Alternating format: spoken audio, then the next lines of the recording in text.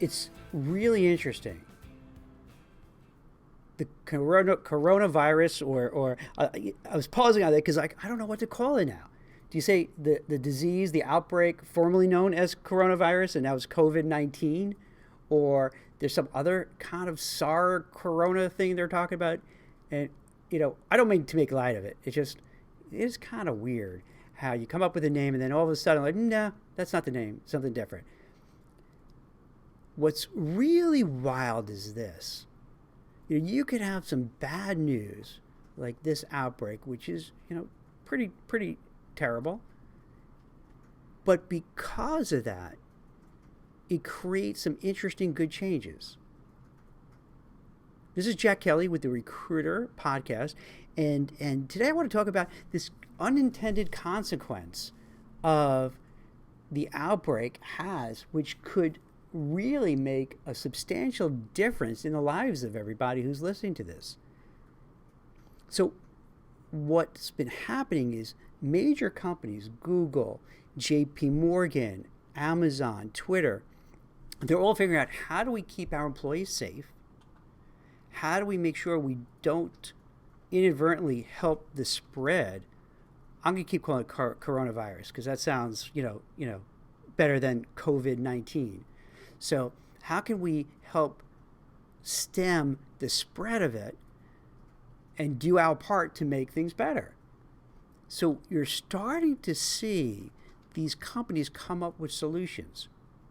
Now, I spoke about one of them the other day in our podcast where JP Morgan and others are saying, hey, work from home.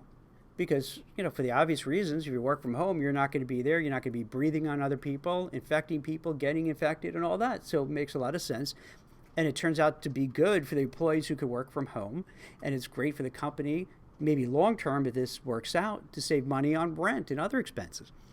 But we're also seeing different things. So the other day, Google announced that for job interviews, it's going to be held on Google Hangouts. Now, I know probably people have FaceTime and other things. I'm not sure if you use Google Hangouts. We use it here in the office because we have people working in different cities.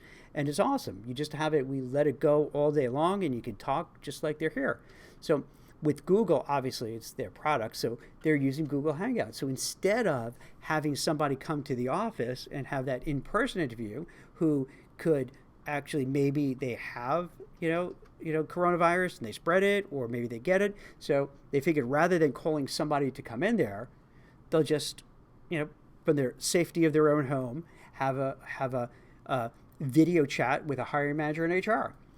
Now, it doesn't seem like much at first, but if you really kind of look several steps ahead, well, that could be the standard. Now, does that happen now? Of course. But it's not really the standard. What I've noticed, which is a shift, which isn't so great, it went from meeting in person, coming there and meeting a hiring manager in person, and then, coming back and meet some other people.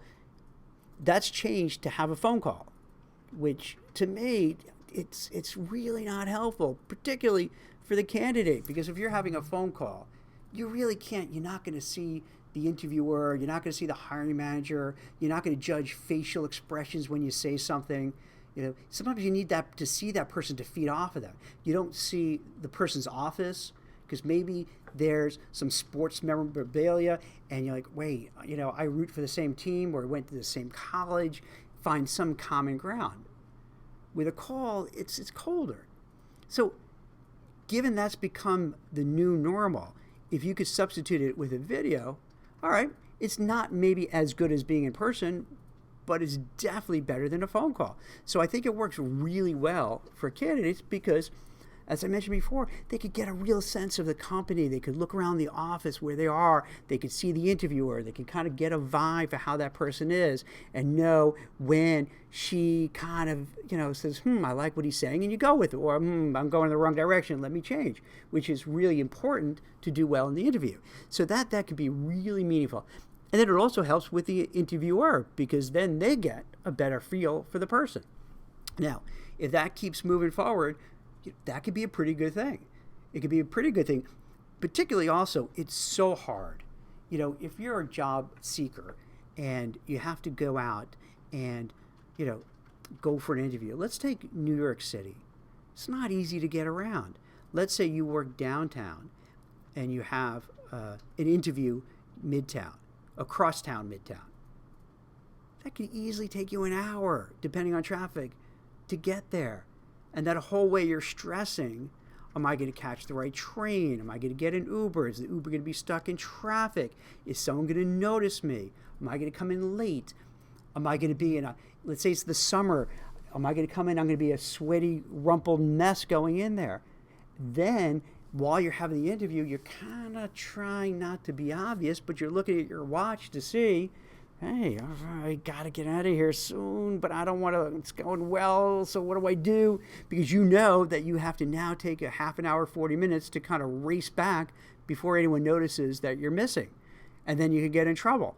So to have that video really helps out. So if you have, number one, so if you're able to work from home, and if you haven't listened to that, last podcast, I don't know why you wouldn't, because that's crazy, but, we were talking about how working from home is fantastic. If you have a young child, if you have elderly parents, sick relatives, you could take care of the kids, you could take care of your family. You could wake up at a reasonable hour because you don't have to schlep into the Manhattan with tons of traffic. You don't come home all tired and cranky and hangry and just, fall asleep on the couch watching TV. It's a big difference. It's also a big savings for the company because the company, if this works out, could save a fortune on rent. It's good for the environment because you're not everyone's going in cars, kicking out all those fumes. So those are two really good things. Another thing that companies are starting to focus, and this is kind of cold. I don't know if you've been reading about it. I wrote a Forbes article the other day, and I think I'm going to talk about this in a podcast, that you have the, I don't know how to pronounce it. I'll say Uyghurs, a Muslim kind of minority in China that, and this is open, Google it, they had them in redoctrination camps, or whatever you want to call it, but it seems very kind of shady where they're putting these people. And under the guise of, I guess, being concerned that they may be quote-unquote terrorists, are trying to re-educate them to be, more Chinese, I suppose. And it doesn't seem they're in pleasant situations, but it got worse. According to a think tank report, they say that they've taken maybe 80,000 plus of these folks, took them out of the camps, and put them in factories to work, making Nike sneakers, making iPhones, or stuff for BMW, The Gap, Ralph Lauren, all these major companies, and they're kind of forced labor. They don't have a choice in the matter. They just say, "Oh yeah, I want to take this job, and I'm going to do this." No, they have to.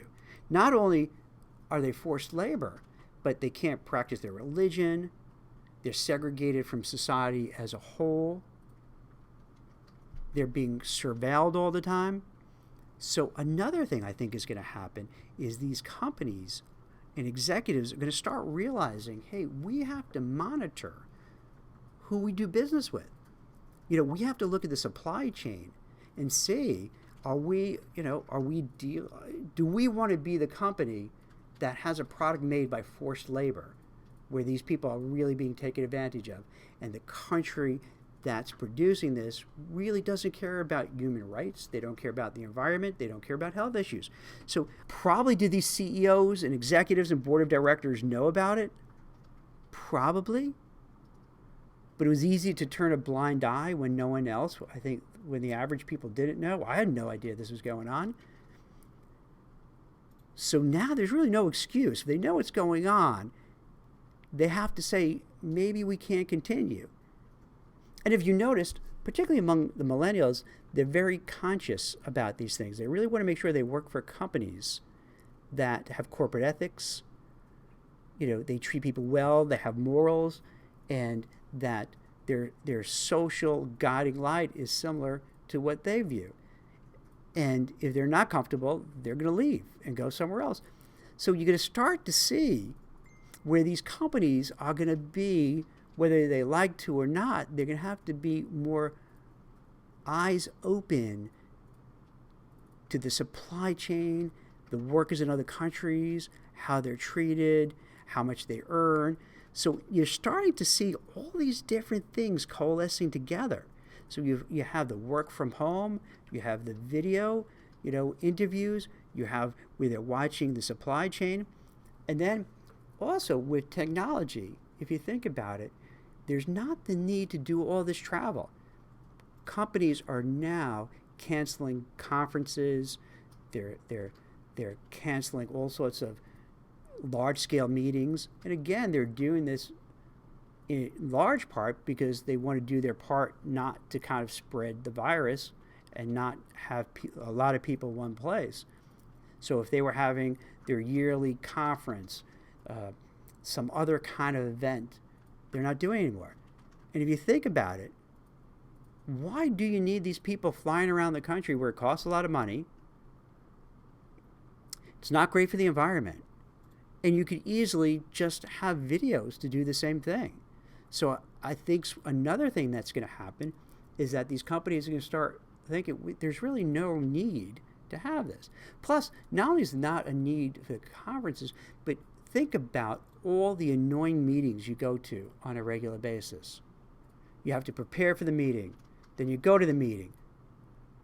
It lasts for hours. Nothing really gets done. But then after the meeting, you have to talk about what happened in the meeting. And it's a colossal waste of time. So if you have people working from home and they're not in the office, then the chances are there's not going to be a lot of meetings. So if you start adding it up, for the average worker, things are going to be a little better. You're not going to, because a lot of people don't want to travel but are forced to travel for work. So you don't have to travel for work. You don't have to go to these annoying meetings. If you're looking for a job, you don't have to worry about sneaking out of the office and getting caught. You can just go get your phone, go outside in front of the office and have your video conference. Companies are going to have you work from home. So you start to see this seismic shift right before our eyes, and these things are happening. And the cool thing is, it benefits everybody. So it's not as if companies would do this begrudgingly. I think what's going to happen as time goes on, and in a way, it's kind of cynical, because if the coronavirus keeps going on, the longer people are going to be working from home, the longer they're going to have these video interviews and so on, and realize, wait, we can do this. This is all viable. The companies benefit too, because they're going to realize, hey, wait, our employees are much happier when they're at home. They have much more freedom, and they're more productive, and they're able to take care of their kids and family members. They don't have to do the commute. Plus, wow, maybe we don't need this huge skyscraper in Manhattan that's costing us a fortune. Maybe we could have a smaller place that from time to time when we have to get people together, save a fortune, and that fortune can be passed back to the employees in terms of raises, bonuses, what have you, and or cutting the cost of their products to make them more competitive. So they win out.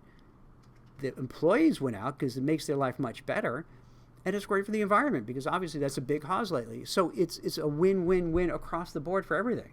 So I want to point out, because as I'm watching these things, you're looking for a silver lining.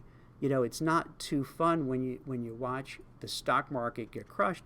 And even if you're not an investor in stocks, the odds are you have a pension, you have a 401k, you have a retirement fund. If you have kids, you're saving up for a college fund. So somehow, even if you're not actively invested, the odds are you do have something out there. So if you see it going down, it's kind of negative. It's kind of scary to worry about what's going to happen, with this outbreak. So with all that negativity, it's nice to see, wait a minute, maybe something good could come from it. Now, it could be I'm an optimist, or maybe just I'm connecting the dots and I see how this could be a really beneficial, transition to kind of a whole new way of working.